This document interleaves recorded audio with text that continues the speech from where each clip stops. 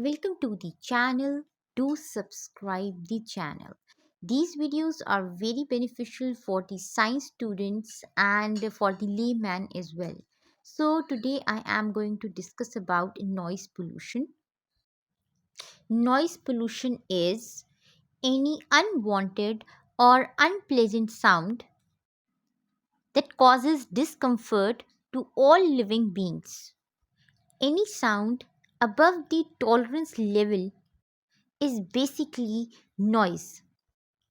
Any sound that is uncomfortable or irritating for our senses is noise. So, any sound that is not entertaining for us is noise. Noise is unwanted sound, a sound which has unpleasant effects and discomfort to ears is called as noise. So, what is noise pollution? Noise pollution is defined as a regular exposure to elevated sound levels that may lead to adverse effects in humans or other living organisms. In our daily lives, we can feel that a constant or a continuous exposure can lead to severe consequences. These consequences can be physical, psychological, and emotional. So, what are the causes of noise pollution?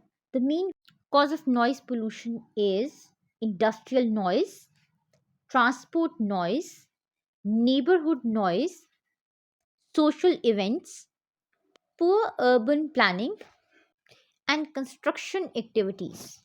Now, let's see that what are the impacts. What are the impacts of noise pollution? The main impacts of noise pollution are noise induced hearing impairment, interference with speech communication, sleep disturbances, cardiovascular and physiological effects, mental health effects, effects on performance of tasks, annoyance and effects on behavior. So, first, let's discuss the auditory effects. The auditory effects are hearing problems.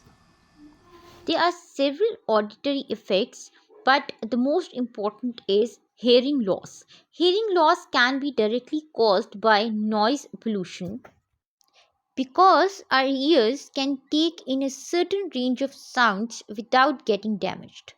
But a constant exposure to loud noise can damage the hearing capability of ears. Non auditory effects are hypertension, sleep disturbances, problems in child development, cardiovascular issues, trouble communicating, psychological dysfunctions. Noise pollution can cause hand arm vibration syndrome. Some of the symptoms of the syndrome are attacks of whitening, blanching of one or more fingers when exposed to cold, tingling and loss of sensation in the fingers, loss of light touch, pain and cold sensations between periodic white finger attacks, loss of grip strength. Noise pollution is not just affecting human beings, but it is also affecting the wildlife as well. Noise pollution can also have negative impacts on the marine life as well because our oceans are no longer quiet.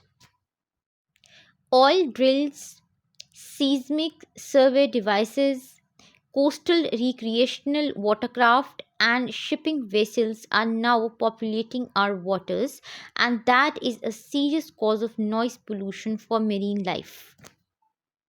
Now let's see that what are the social and economic costs of noise pollution. Socio-economic impacts include increase in the morbidity rate, which leads to an increase in the expenditures on the treatment, sleep disturbances, and hypertension can lead to poor work performance, which can further cause economic losses. Overall, we can say that noise pollution leads to sleep disturbance. It affects the individual's work performance during the day. It leads to hypertension and cardiovascular disease and costs the health system. Noise pollution negatively affects school performance in children. So, how do we have to control the noise pollution? For controlling noise pollution, some technical interventions are required. Some of these technical interventions are sound source modification, using noise insulation in buildings, use noise absorbents in noisy machineries, use proper lubrication and better maintenance. Noise control management requires modification, isolation, sound barriers, elongation of the path length. So, all of these noise control technologies are included in the source control methodology. The next noise control management strategy is sound receiver modification. Sound receiver modification includes use of insulators. So while a building is being constructed, if the right insulating materials are selected during the construction process, it can really help in reducing the noise pollution. The next technology is the receptor control technology for noise pollution control.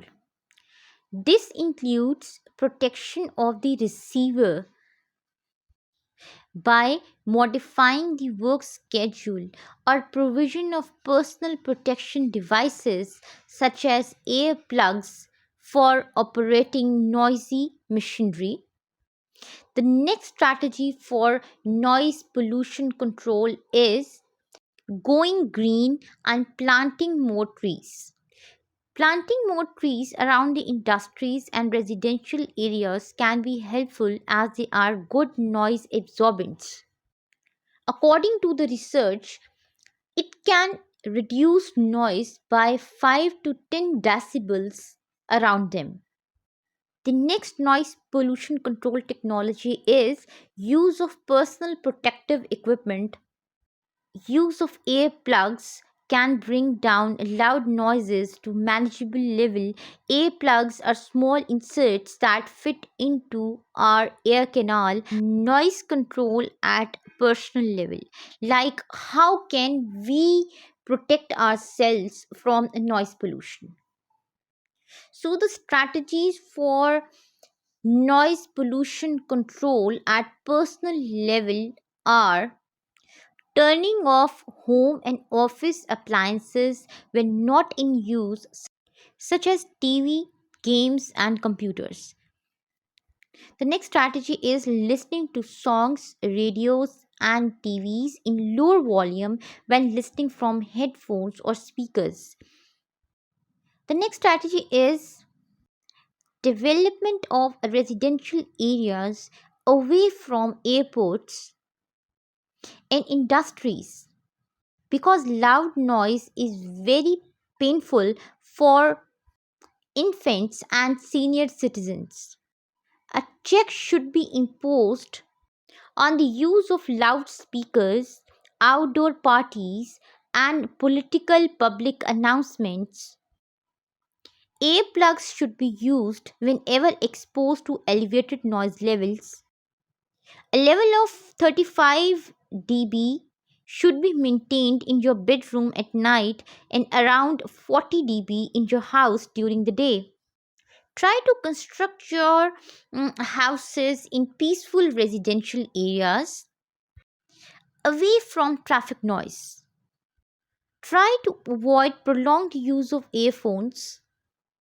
If possible, try to avoid jobs with the regular exposure to elevated sound levels. For example, the industrial jobs, because the industrial process create a lot of noise that can be very painful and very harmful for the workers. Try to control the sound levels in clubs, bars, parties, and discos. Urban planning strategies include creating no noise zones where honking and industrial noise are not tolerated. Reduction of noise at source during the stage of urban planning is necessary, and this can be done by proper environmental impact assessment and green design. The areas around the schools and hospitals should be silent and serene. There should be control on noise level near schools and hospitals, and noise limit boards should be placed near the sensitive areas. Regular checks should be imposed on the noise level in industrial complex and indoor to keep noise level within the limit. The most important strategy for noise pollution control is increasing the awareness. People should be aware of the impacts of the noise pollution, because when a person is aware, then he or she can make informed decision making. People should have the knowledge regarding noise pollution control technologies that can be utilized to control noise pollution at the source and at the receiver's point as well. Noise at daytime should be 55 dB and at the night time it should be 30 dB to avoid any health effects. So, in conclusion, I can say that noise pollution is very painful even for a short duration, but exposure for a long duration can destroy the peace, which further leads to several health issues, several physical, psychological, and emotional health issues. So that's why it is very important that the environment around us should be peaceful, should be serene, and should be silent. Any noise that is irritating or that is uncomfortable for our senses should be stopped. And it is our basic right and our basic responsibility as well to choose silence and peace for ourselves and for the people around us as well.